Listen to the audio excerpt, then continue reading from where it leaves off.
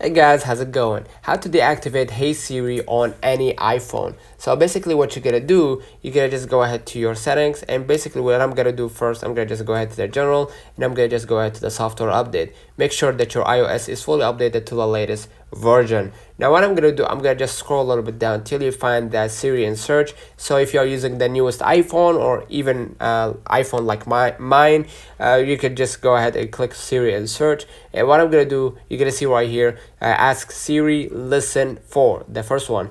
Click on it, and basically what you're gonna do, you're gonna just click off, and basically now you deactivated Hey Siri on your iPhone, whether you are using iPhone XR or XS or even iPhone 15. You're gonna be able to see Hey Siri right here, listen for, and then just click off, and basically now you deactivated the Hey Siri. Let me know in the comments if this video helped you.